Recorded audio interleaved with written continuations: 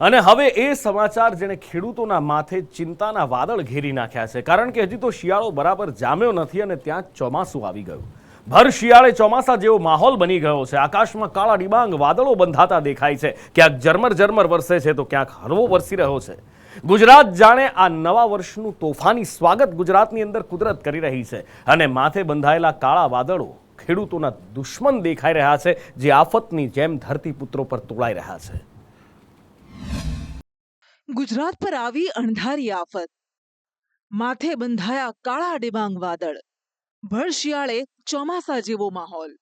કુદરતની લીલા કોઈ સમજ્યું નથી અને કોઈ સમજી શકવાનું પણ નથી. રાજ્યમાં ઠંડી બરાબરની જામે તે પહેલા જ વરસાદી માહોલ જામ્યો છે. ગુજરાતનું વાતાવરણ પલટાયું છે. આકાશમાં જાણે કાળા ડિબાંગ વાદળો વચ્ચે યુદ્ધ ચાલી રહ્યું છે.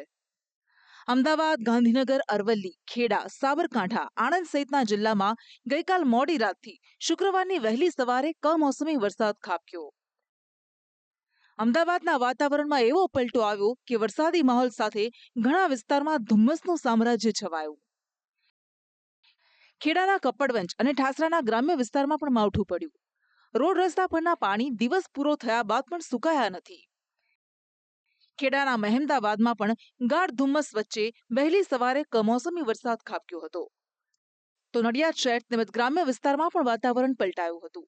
શહેર તેમજ ગ્રામ્યમાં પણ કમોસમીનો તરખાટ જોવા મળ્યો. આણંદના ઉમરેઠ પંથક અને આસપાસના વિસ્તારમાં વહેલી સવારે ઝરમર વરસાદે ચિંતા વધારી હતી. ઉમરેઠના સુરેલી, સુંદરપુરા, લીંગડામાં માવઠું પડ્યું. આણંદના પેટલાદ પંથકમાં પણ ધુમ્મસભર્યા વાતાવરણમાં હળવો કમોસમી વરસાદ વરસ્યો હતો. પરંતુ એકાએક શરૂ થયેલો કમોસમી વરસાદ ખેડૂતો માટે મુશ્કેલી લઈને આવ્યો છે. માવઠું પડતા ખેડૂતોને રવિ પાકમાં નુકસાન જવાની ભીતિ સેવાઈ રહી છે. રૂઠી કુદરત, ખેડૂતોની ફૂટી કિસ્મત. કુદરતનો કોપ, બેદરકારીનો ભોગ બન્યા તાત.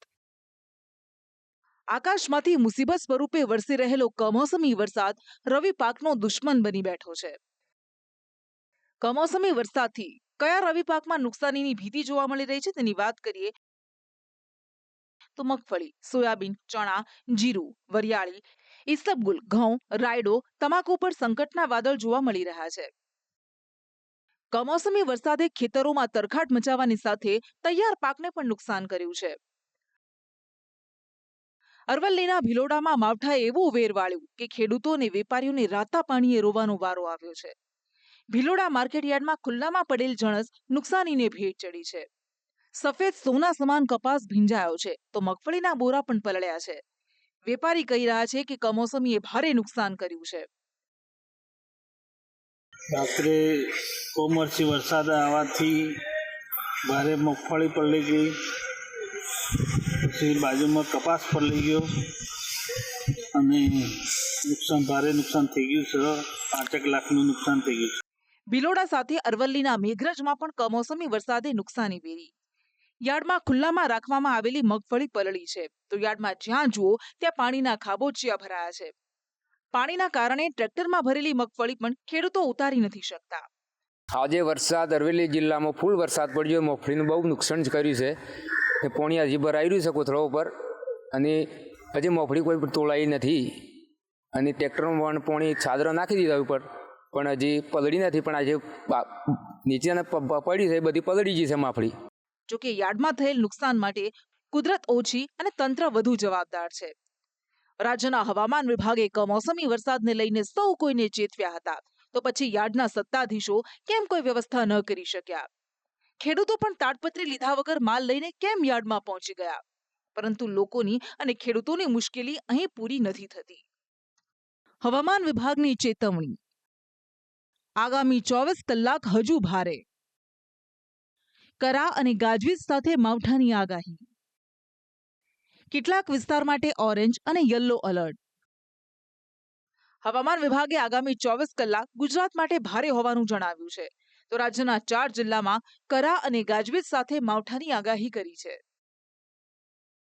जो फोरकास्ट है अगले जो 24 आवर में गुजरात रीजन में light to moderate thunderstorm and with lightning होने का चांसेस है। उसका जो गस्टिंग विंड स्पीड है 30 to 40 किलोमीटर रहेगा। और इसमें जो 4 डिस्ट्रिक्ट है नॉर्थ में, साबरकांठा, बनासकांठा, अरावली और नर्मदा, इसमें आपका हेल स्टॉर्म होने का भी पूर्वानुमान दिया गया है। इसमें जो विंड स्पीड रहेगा 30 to 40 किलोमीटर गस्टिंग स्पीड रहेगा। जो ऑरेंज अलर्ट दिया गया है साबरकांठा, बनासकांठा और अरावली, नर्मदा के लिए ऑरेंज अलर्ट दिया गया है। बाकी डिस्ट्रिक्ट के जो येलो अलर्ट दिया गया है। આ સાથે હવામાન વિભાગે 28 ડિસેમ્બરના રોજ 4 જિલ્લામાં માવઠાની શક્યતા વ્યક્ત કરી છે, જેમાં છોટાઉદેપુર, નર્મદા, તાપી અને ડાંગમાં માવઠું પડી શકે છે. મહત્વનું છે કે હાલ ગુજરાતને માથે મંડરાયેલી આકાશી આફત પાડોશી રાજ્ય રાજસ્થાન પરથી આવી છે. પશ્ચિમ રાજસ્થાનમાં સર્જાયેલી સિસ્ટમને કારણે વાતાવરણમાં પલટો આવ્યો છે. इसका कारण जो है एक साउथ वेस्ट राजस्थान में इंड्यूस्ड साइक्लोनिक सर्कुलेशन परसिस्ट कर रहा है और एक ट्रैप बना हुआ है नॉर्थ पाकिस्तान से लेकर south east central Arabian sea तक, passing through this induced cyclonic circulation west Rajasthan, south west Rajasthan में परसिस्ट कर रहे हैं। इसका थ्रू ट्रैप पास कर रहा है। હવામાન શાસ્ત્રી અંબાલાલ પટેલ કહી રહ્યા છે કે માવઠું ગુજરાતનો પીછો નથી છોડવાનું. 28 તારીખના રોજ કેટલાક વિસ્તારમાં માવઠું પડશે, જે બાદ જાન્યુઆરીના પ્રથમ સપ્તાહ સુધી આકરી ઠંડી પડશે અને જાન્યુઆરીના બીજા પખવાડિયામાં પાછું માવઠું આવશે. હવે ધીરે ધીરે કમોસમી વરસાદની માત્રા ઘટી જશે. તેમ છતાં ઉત્તર ગુજરાતના કેટલાક ભાગમાં વડાલી, ઈડર તેમજ અરવલ્લી અને ઉત્તર ગુજરાતના મહેસાણાના કોઈ ભાગમાં ક્યાંક કમોસમી વરસાદ થવાની શક્યતા રહેશે. આખરી ઠંડી 29મી ડિસેમ્બરથી જાન્યુઆરીની શરૂઆત સુધીમાં આપતી જશે. 13 જાન્યુઆરીથી જાન્યુઆરીના અંત સુધીમાં હવામાનમાં પલટો આવશે અને રાજ્યના કોઈ ભાગમાં કમોસમી વરસાદ થવાની શક્યતા રહેશે.